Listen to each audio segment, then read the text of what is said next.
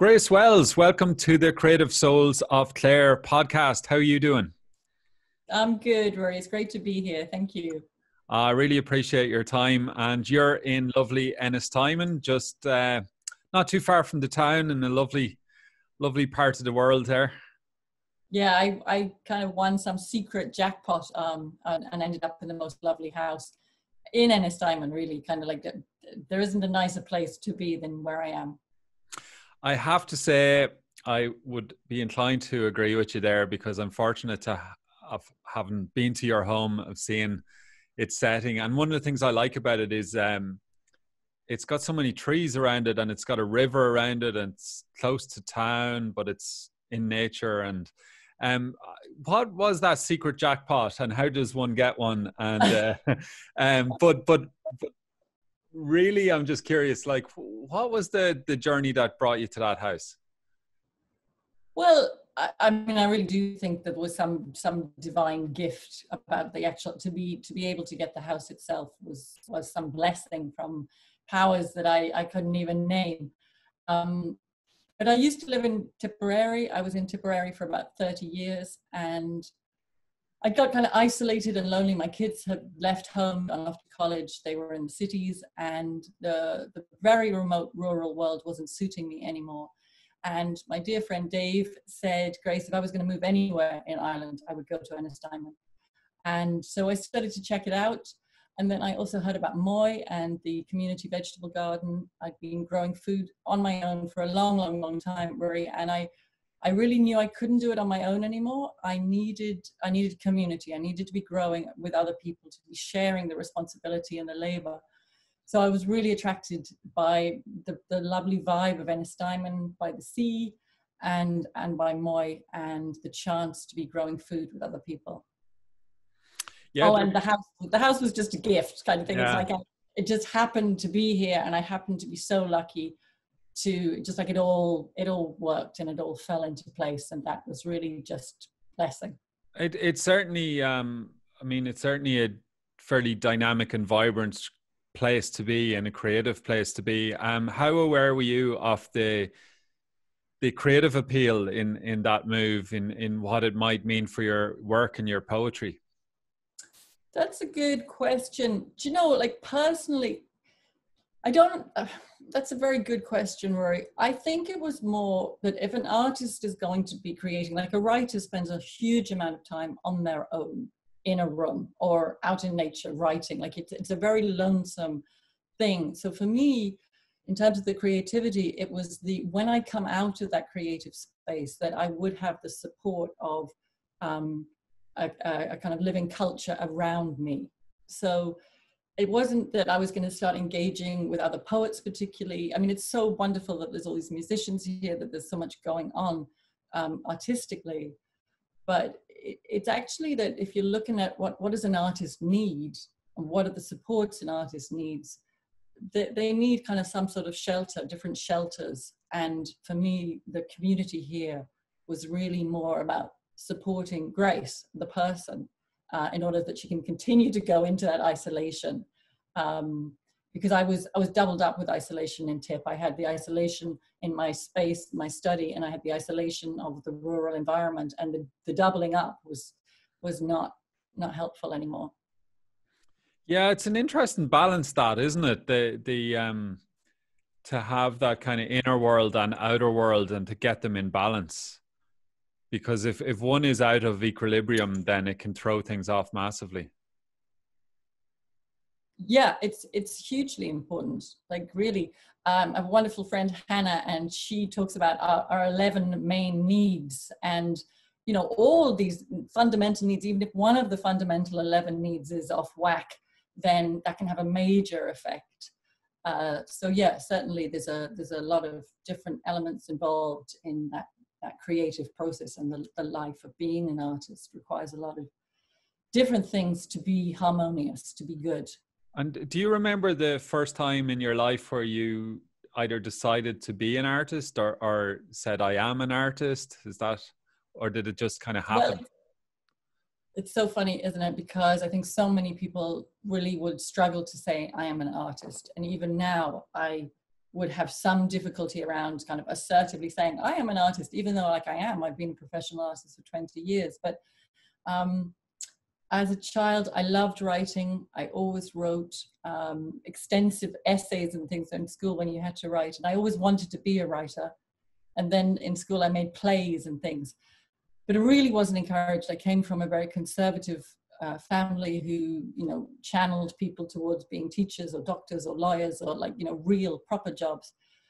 So it was a very difficult journey to, you know, kind of put all that aside, rebel against everything that I had, you know, been brought up to be, and go off and lead this peculiar artistic life. And that is still true. Like the relationship with my family or with my mother, you know, she's still hoping all these years later that I'm going to get a proper job. So yeah, that's an ongoing family conversation. Yeah, and I'm wondering, I mean, are your family people that, I mean, obviously we have to be careful when one gets into talking about family matters and all the rest, because like any family, it's complex. But I'm presuming there's a general appreciation of the arts in your family, like whether it be movies or books or. Yeah, very much so. And my mum was a big reader. And I genuinely think the whole thing just comes out of concern. You know, it's worry. Yeah. It's is my child going to be all right if I Yeah. Yeah. And that's a good compassionate kind of view on it. Yeah. And it really is that. And I see that myself with having two children who are grownish, uppish. You know, your first impulse is worry, it's concern. And like artists, you know, there are certain paths in life that are just going to be hard. And being an artist, being an actor, imagine, like I could have been an actor, that would have been even worse. But, you know, certain paths are going to be just tough for people. And do you think that's just a fact, Grace? Because, you know, I've been having some interesting chats with Susan about, I suppose, the subconscious mind and beliefs and stories we tell ourselves. And, you know, I would see that a lot, particularly in community work and activism, things that, you know, my experience is, and when I look around me, is that struggle and challenge are innate in certain pathways. And so you then start speaking about them as a given, but then you also reinforce the fact that they are. So you're kind of re-entrenching the problems to some extent. Like, I mean, is it just a fact, or is it, yeah, I mean, is it easy for some people? Do other people succeed without the graft, or is it just, you know? Well, okay, let's begin by looking historically. Yeah. One of my all-time favorite quotes is Oscar Wilde. He says, when bankers get together, they talk about art. When artists get together, they talk about money. Okay, end of story. You know, I want to say that's 200 years ago, but that's probably getting my date wrong. That's late 1800s. Yeah, it's not that long ago, yeah. And, you know, Wilde's life was like really dominated by a lack of money a lot of the time. Mm. And if I think about all the beautiful artist friends that I have in this community and broader communities, when I lived in Tipperary, Dublin, Cork, you know, wherever they are, or even further afield in the world, they all struggle financially, Rory. And sometimes people have like meteoric success of some kind, but it doesn't generally, like it's a very, very few artists who actually have that kind of ongoing sustained financial success year on year on year. That's an elite few. So yeah, I always talk to people about, you know, what can you do? What is the sort of the maximum amount of money you can earn from some other input that's not going to interfere with your art and not going to take too much of your energy, and bring in a lot of money that's going to support you as an artist. Because I think if we continually try to seek income from our artistic endeavor, we can just exhaust ourselves. Yeah. But so if we get, if we get something else going on that sort of underpins it, like the wind beneath your wings, financially, that's great. Yeah, that makes total sense, Grace. And I suppose just by naming the reality, it's easier to navigate it rather than fighting the reality. This has come up several times, you know, in these types of conversations around just livelihoods and the need for a livelihood. And I don't want to get too bogged down in this, but it is a reality. And I suppose within that is the challenge to stay true to oneself and to not deviate from the path of the art and the pursuit of the art. And it's so easy to get turned off or pulled off into a separate direction by virtue of needing to eat and so on. Yeah, really, it's a huge, complex, painful part of the lives of all the artists I know, and that's just fact, really. And I think there's this wonderful move in this country, and I really, really hope the Arts Council pay attention to it, of looking for a wage for a supportive wage for artists, so that it's like a dole, an artist's dole, and that allows us to earn money. And then if we earn money, we can give it back in tax at the end of the year.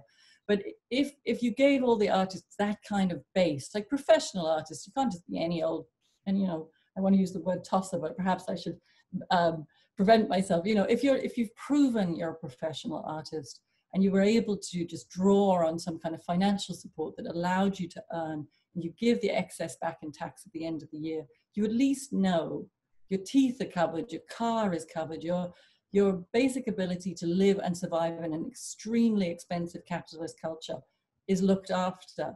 Then I think all of our hot air and complaining would disappear. We'd be other people, and the arts would genuinely flourish in this country like nowhere else on earth. So given that there's so much challenge in the journey, why is it that you and others persevere, do you think? What is it that's pushing you forward? I think that's possibly different for everybody, but I certainly didn't have a choice, as a younger person, for my mental health, for my well-being. I absolutely had to engage with my creative life. I just had to. And I think for me, writing has a lot to do with making sense of life, understanding myself, understanding the world. And if I wasn't writing, I just possibly wouldn't have done as well in the world, just in terms of being alive.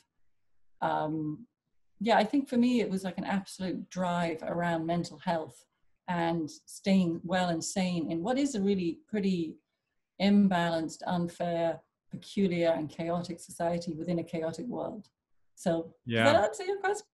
It does, yeah, it does. And it also makes me think of, Amanda Palmer has this whole thing where she talks about, in The Art of Asking, her book and her TED Talk, she talks about the artist needing society and society needing the artist. So it's not this one way reciprocal thing where the artist is kind of looking for handouts or support or grants or whatever, but like the society is built on art and culture, at a most basic level: movies, TV, books, song, dance, theater, the list goes on and on. And it's like, without art and culture, life is just is what it's kind of this functional misery to some extent, And so it's for your mental health to be expressed, but also the society needs artists to help it understand itself as well, doesn't it? Yeah, very much so, Rory. And I mean, when we talk about society is really just made up of human beings in their multi-layered experience of that. And Paula Meehan, the poet, describes us as meaning-seeking creatures. And we need all of these different things. Like music reaches some etheric part of ourselves that we don't even have words for. And dance expresses another aspect of us, and visual art, and like all of these things are really speaking to all the multi-layered elements of being a human being. So yeah, I mean, it's entirely essential. And particularly as spirituality and religion have changed, like as a center of culture that's caved. We've got, like, spirituality is huge in many, many different ways, and it's an individual path now. But like the monolithic institutions have caved, they've collapsed. So if we don't have the church looking to spiritual health, then it does kind of fall a bit to the artists, I think, because if nobody's looking after spiritual health, well, that's a very ill society, because human beings have this spiritual aspect of themselves that we need to be engaging with in order to keep, excited about life. We need what Jung called our eros, and that's a kind of spiritual eros, a purpose of selfhood, and everyone has that. So I think the arts, thank goodness, are speaking to that and keeping us alive and vibrant and helping us to make sense of our tragedies, our challenges, our experiences here. Yeah, and it strikes me as particularly necessary at this juncture in humanity's evolution, that there's so much chaos and turbulence and unfolding, and the need for some sort of understanding and pause and exploration of that. And particularly ecologically speaking, we're at this never before, like there's always been wars, conflict, tension, but ecologically we've never been here before, have we? No, I totally agree. Absolutely worry. And that's probably happening faster than any of us can keep up with. Like the amount of storms coming in. I'm just thinking here we are on the West Coast, and like this alphabet of storms has now cycled around. I don't know how many times, how many alphabets we've been through of the storms. The storms are getting worse. The levels of water are rising. The flooding is getting worse. It's happening faster than the arts are even able to keep up and catch up and make sense. But one lovely thing I do see more and more being said is around what we value and what as a culture we hold dear. One of the things that's exciting to me, now I've read this in a couple of different places recently, is how environmentalists are beginning to talk about how our ethos, our central ethos, is that we don't value anything as sacred. So the main thing Western culture values as sacred is money and wealth and success. But if we don't hold the rivers as sacred and the trees as sacred and ourselves, one another as sacred, if everything isn't sacred, we can destroy it. So it's interesting to me that element of the sacred is coming into what we might call more scientific and more mainstream environmental awareness. Because once we got that online, once we put the sacred back into nature, the sea, the dolphins, the whales, the whole life on earth, once we put the sacred back into life, then I think we can actually genuinely address the environmental situation. And the other thing that for me marries up with that is love. When we can stop all the chit chat about, money and earnings and, the science of everything and the logic of everything, and just genuinely engage with our love of the earth, each of us as individuals, to completely say, oh my God, underneath everything else, I love this place. I love the sun when it rises. I love the sun when it sets. I love the moon. I love the dogs. I love the whole world. And that, I think, is going to be the power that makes things happen. Because we are so good at kind of stopping everything by saying, well, we can't do that because of this. We can't, for example, like the river now in Enlarges. The last 2 years that I've been here, every summer it is floated with brown scum that we know, unfortunately, comes from the silage runoff. The farmers spread the silage, it rains, then the river becomes brown scum. And who knows how much is dying every year when that happens. We couldn't begin to talk about the little creatures, the plankton, the amoeba, all the good guys that feed the next guys, that feed the next guys, that get the fish, that just the whole works. But we can't address that because of, the farmers, blah, blah, blah. We can't address that because of whatever. But I think if everybody just said, look, I love that river. I love the fish. I love the fact that salmon leap the weir. I love those things. And I think every one of us loves the salmon leaping the weir or the owl winging overhead.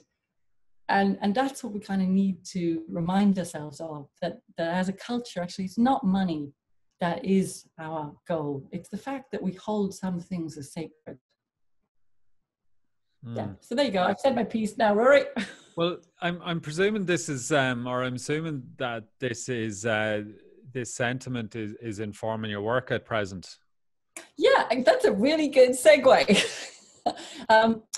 It is, because I, as an eco-poet, I've been writing for many years in different ways. I've kind of lamented through poetry, I've grieved through poetry, and I've kind of, like, my most recent work is kind of going, okay, I just need to reconnect people to their love.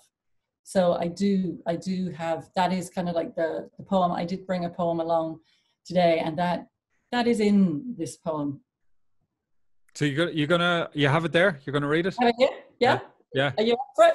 Oh yeah, go for it, please. Yeah. Okay, great. So yeah, so it's about some of the things I talked about. It's about living in this country close to nature for many, many years. And it revolves around the fact that in Ireland, in ancient times, the High King had to marry the land in order to maintain his sovereignty. And the land was the goddess. And it was this kind of sacred marriage that let the king continue to reign. And that sacred marriage existed all across the world. In the Greek tradition, it was the hieros gamos. Here in Ireland, it was the Banus Rhi. So this poem is called Banus Rhi, The High King Speaks. I have always thought she looked her loveliest from here. Here more than anywhere, she gave herself to me. This ground our bridal bed. When I married her, she gave me her intricacies, apple blossom, bird song, the salmon's rainbow breast, the white swans and the white geese. The word fesh meant to sleep with the goddess, to be permeated by her. When I married her, I became the mountains. I became the forest. Her soft rain fell, and I grew as grain. When I married her, she turned me copper, gave me the strength of iron. She crowned me with the gold crest's burnished head. In her embrace, I was kingfisher, turquoise, emerald, amber. She released me as falcon on the wing. The veins in my wrists became the rivers of the land. When anything happens to her, it happens to me. It is my relationship with the land which grants me sovereignty, this ground our bridal bed. For her, it was strewn with the creamy white petals of elderflower, of meadowsweet. She never left our bedchamber without an offering for my palm. Acorn, seashell, chrysalis, amethyst, a hazelnut drilled empty and open by one of her creatures. And after her leaving, the room echoed with her, a steady incantation, tua, tua, tua, meaning people, meaning place. Wow, that's beautiful, Grace. Thank you so much. Oh, thanks, Rory. Thanks. Thank you. Yeah, I'm really happy with it. It's like a culmination for me of so many years of like staring at this environmental thing and loving the earth and loving land and nature and what we have, and not really knowing how to address it. And it's just, for me, that poem was again a blessing. It's like, oh, I finally was in a position to just say what I wanted to say. Yeah, in a way that's not like the lamenting and the grieving and the moaning and the mourning. It's more like, yeah, this is what we've got, and that's the relationship we could have. And I guess I do have now, which is great as well. Yeah, it's funny. It reminds me of when the so often politicians are being like, I'm just thinking of Joe Biden, and I'm not wanting to get into the specifics of elections and so on, but there's always this rush to quote Seamus Heaney, isn't there? And and whatever about Heaney's importance, it's, you know, when politicians often are grappling with expression of depth and meaning, they'll run to the poets, you know, when they need them. But it seems that it's, I don't know, like it's often said that the filler or the poet once had a more important role in society, in the tribe, of helping the king or the queen, for that matter, in navigating the greater understanding.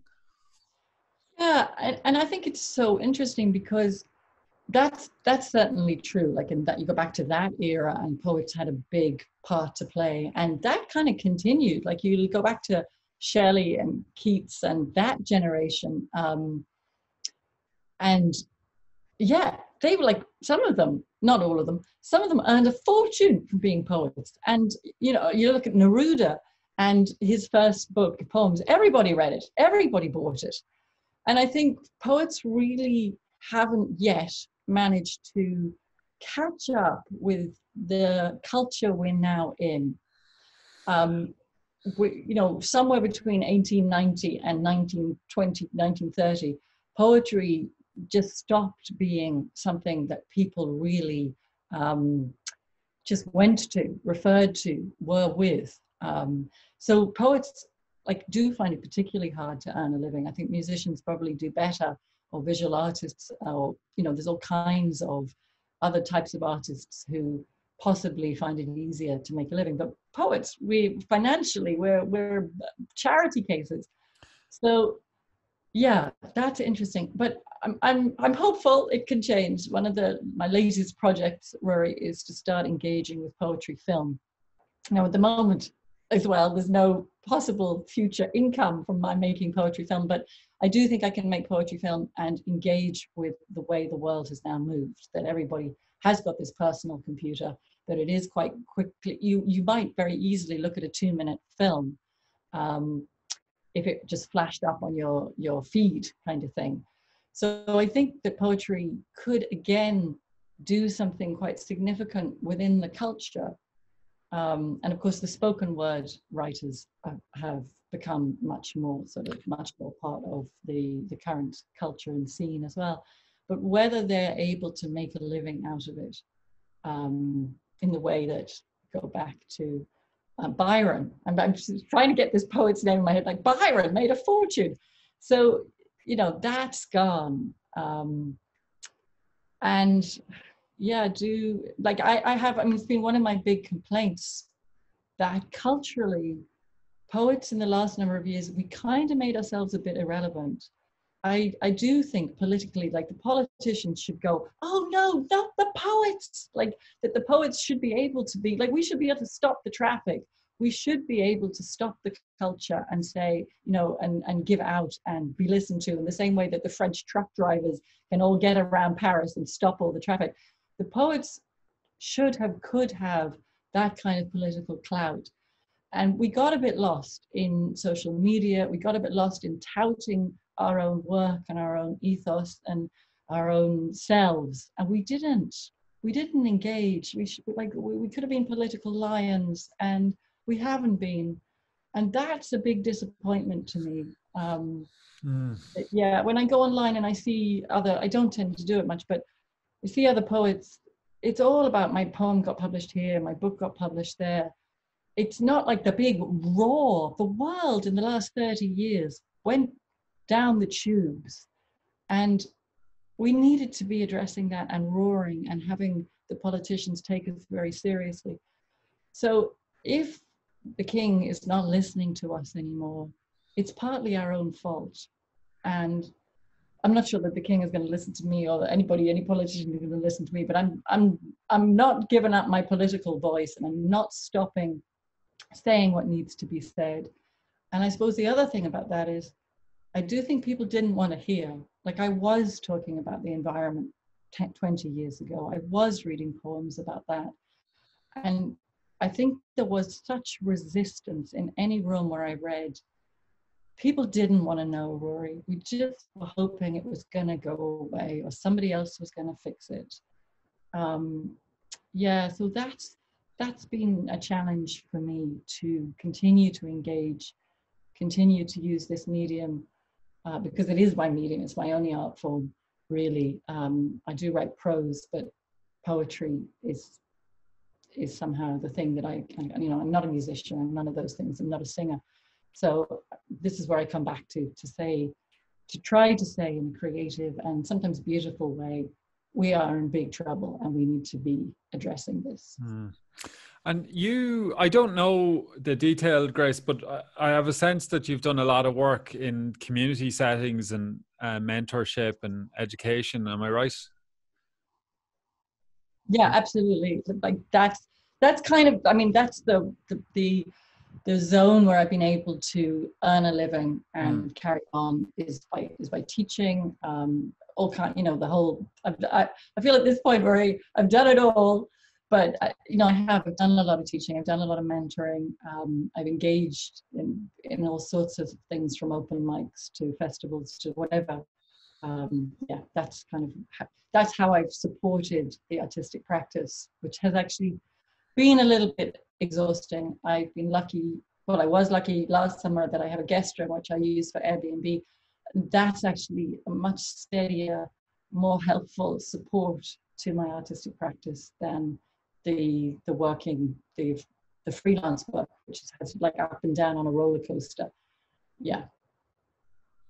Yeah, I hear you.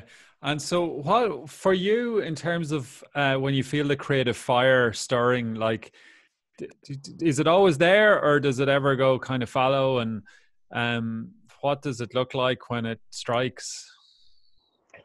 That's a very good question. I mean, I love these processes we have, because it is like, it does strike, and it does go dry. It's like a river that goes underground and disappears, and then oops, it comes up again. And so I do have a steady day by day returning to my notebook and my pen and my journaling, and that process often creates poems.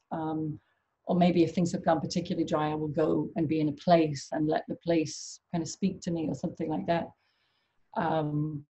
So I have, little tools and techniques and things that I would do. But the real gifts are when they just come as whispers, that somebody, something somewhere starts to say, okay, you need to be looking at this. This is it. And some interesting or symbolic thing will happen. You'll get a symbol, or you'll get an animal visitation, or you'll get something, or you'll just be moved. Like, I'm so moved by the river. To go back to that, I'm so moved by the river and that brown scum that comes gushing down the river. Rory, it breaks my heart. So that would be an inspiration. I'm responding to the world and to what I see. Have you any thoughts around how other people can connect with their own creativity and foster it, particularly if they have struggled to do so or have never done so? Yeah. I kind of like, that's my world, Rory. That's what I've been doing for 20 years, is encouraging people to work, to write, to create, to release. Like that is how I've earned a living, is encouraging others. And I do have a lot of thoughts about it. And I'm very aware that with our creative process, we can take a step forward and then 2 steps back. Like, something will knock us back. We can have devastating a mental inner dialogue that stops us from being creative. Devastating. So, like, you need to kind of develop this internal mother figure that just nurtures it, just allows it, just doesn't judge it, doesn't criticize it, just keeps on saying yes, yes, and yes, and like, yes, and what else? Yeah, what else can you do? And that if you want to write a song, it's not that you can't write a song or you're frozen in it. You just make the tiny steps. Okay, let's sing 2 words together. Or like, tell me what time it is and what mood you're in. It's 8 o'clock in the morning and I'm feeling lousy. And there you've got the beginning of your song. So it's like, what are the little tiny steps that you can take to get you flowing? Because everybody is, I'm listening to myself, I'm like a river in spate. but like everybody has that potential. And because that's nature, like that is nature. We have this huge connection to the unconscious, to the creative force that creates everything in nature. It's within all of us. And all that's really happened is that somehow culturally we've been damned.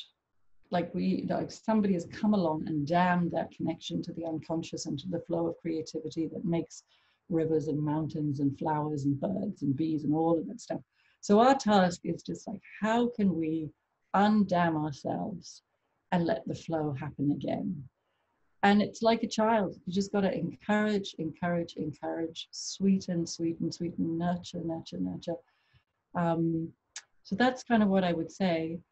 Then we could go more like professional. So get yourself a mentor, or do this, apply for that. There's all sorts of like things you can do. You can get on the County Council Arts Office list and get information about what opportunities. You can get a class. You can engage so many things you can do online. But really, it's your own like releasing of that stuff that might be holding you back, and continue to just do one tiny thing. Like if there's a block that says I can't do this, just give me 2 words, give me 2 notes, give me one dance move, one note on the piano. It's make it, because that is how a novel is written, 1 word at a time. So sweet, small nurture. That's my advice. Love it. That's fantastic. So it's been an absolute pleasure, Grace. Thanks so much for your time and all your stories and insights and wisdom. Really appreciate it. Thanks, Rory. It's great. It's great to have somebody listening to me, because mostly just the dog. Put the people watching this, can you put the dog back on screen for a second? The audio listeners won't see the dog, but it's good to get a bit of a connection there to another species. So listen, thanks again, Grace. Thank you so much, Rory. It's been great. Thank you.